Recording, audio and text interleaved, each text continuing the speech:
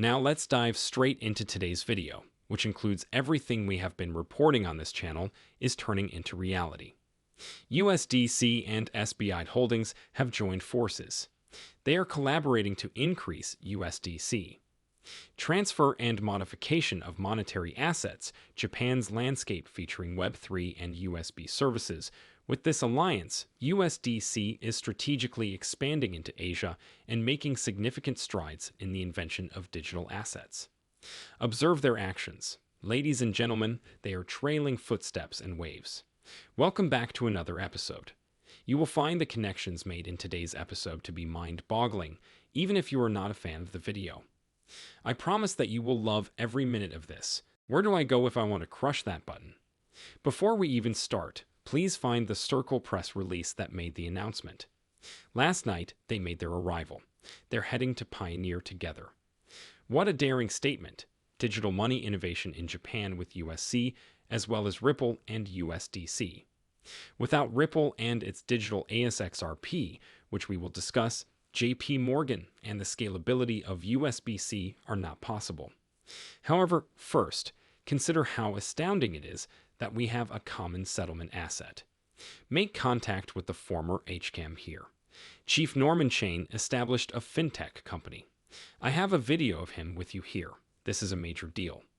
I got to hear what he had to say. Norman Chan, the former CEO of the Hong Kong Monetary Authority, founded his own payment services company with support from multiple Chinese companies. This man left the organization in 2020 to launch a payment service company. But you know why?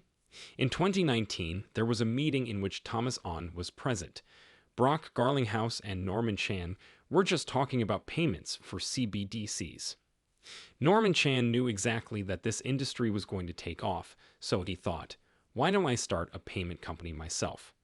There is immense value to be gained from the sector, so it is crucial to follow the lead of these high elites. Please share your thoughts in the comments section below. This is not an absurd notion. The content presented in the second video will evoke within you an aura of holiness. Shit, this is precisely how they see Ripple and XRP working together. However, bear in mind that Ripple is quite popular in Hong Kong. Ripple was published this year. Okay, so this was this year, and do you recall what Michael Barr stated about Ripple showcasing the real estate assets tokenization solution as part of the Hong Kong Monetary Authority pilot programming? Now, pay attention to what former HKMA Chief Norman Chan says here. However, I believe that we should move more quickly because of the way the world has changed and how difficult this paradigm shift has become. The Bank of International Settlement will make use of XRP and Ripple to extend the reach of these bridges. One small change that I believe is worth thinking about is granting more freedom of movement. A potential drawback of establishing a bank is that it may limit competition due to the requirement of capital investment. This is the cost of capital difference between Hong Kong and the rest of the wider Bay Area. We ought to consider allowing for greater freedom of movement for capital in Hong Kong. The cost of capital to sit at a bank there is not included in the movement of capital, and because capital is needed to get it there, competition is also restricted, in our opinion, going forward. This is not a must-have, and you can achieve worldwide liquidity in its place by using a digital asset.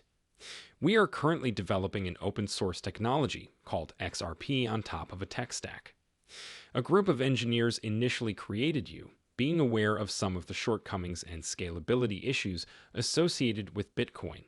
In my opinion, raising funds through designated approved channels for the deployment of the most recent blockchain technology can guarantee that the money flowing around Hong Kong and the larger barrier is completely passive.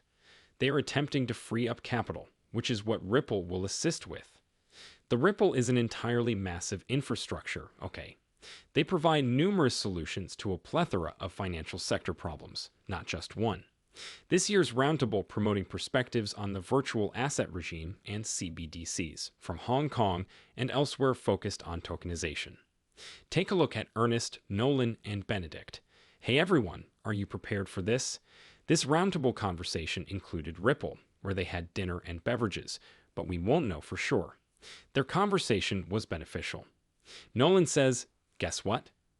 USDC and Circle, okay. Have a look at her. The LinkedIn profile is available here. She's in Hong Kong right now, and if we examine her records, she worked at Circle for 2 years, and the small photo released in 2018 shows her with Lard. The BR, DTCC, Ripple, and Garlinghouse are all collaborating on this project. I'm not sure how much more proof I could give the typical person to make them realize how big this is going to get, and that the XRP will be worth $100 trillion or more. Here are a few images of Benedictic, and James Wallace, the Vice President of Central for CBDCs, is with us. It's right here for us. This is how it appears to be. It appears to be a shout-out from behind the scenes.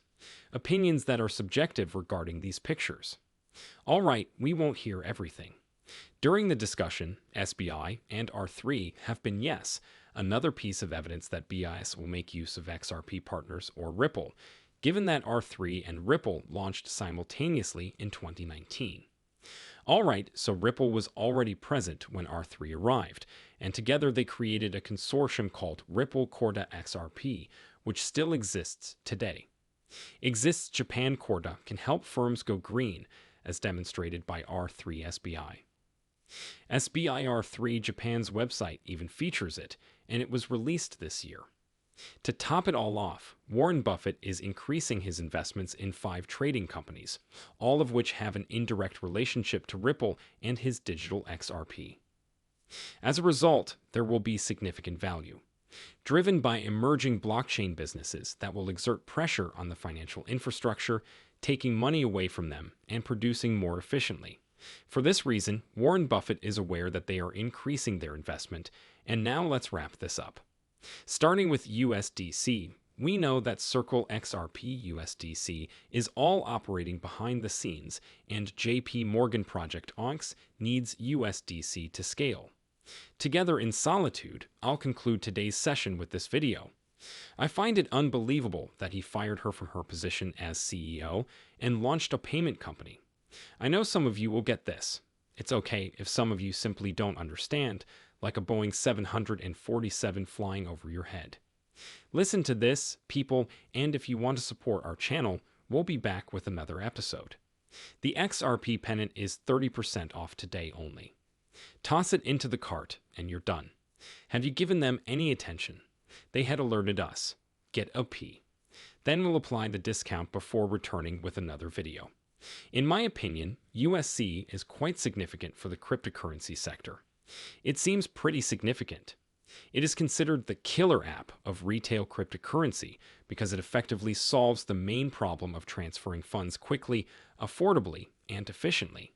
Where can I find this kind of technology, and how can I access it? The exploration of the thesis is necessary to determine if the US will reach a tipping point. When I mentioned the $10 trillion that we process every night, I was referring to the fact that it will be at scale. Around $25 billion is USDT, or something like that, which is about 400 times less than what we do daily. If you consider that you would need to set aside $10 trillion to be able to make those payments daily, you can see how much liquidity you would be removing from the system. Nevertheless, I believe we're getting pretty close. After all, USDC itself has facilitated the exchange of over $3.5 trillion directly between parties on the internet. Parties on the internet have exchanged over $3.5 trillion directly. If we can enhance this with more scalable blockchain technologies, as Brad's company offers, I believe USDC has a 100% chance of winning. However, I'm not sure that in its current configuration, it can play at the institutional level client's preference for individual bank tokens. To increase efficiencies, institutional level clients are demanding multi-token, multi-order liquidity, and a significant amount of money is being invested to address these technical compatibility concerns. The second one is more difficult since it deals with liquidity. To put it another way, let's say you have 2 currencies for which there isn't a corresponding demand. In this case, you would need to look for a third currency to complete the settlement. 1350 pay close attention, don't act uninformed, they require XRP. The occurrence of this greatly complicates matters. As a result, we need to implement technological components that can increase the efficiency of this usage of liquidity to settle more transactions. The thesis began creating a ripple effect. that strong global payments would someday be supported by cryptocurrency liquidity and substantial net payments. Our fiber-based network was created to help users recognize its advantages. When the market is sufficiently developed, flip the switch to ODL, and that's precisely what's happened. Do you realize that what we're creating is resolving a problem? And I believe that each token represents my advice. Anybody might comprehend the utility if genuine utility and value were being provided to actual customers. In such a case, the token would have worth.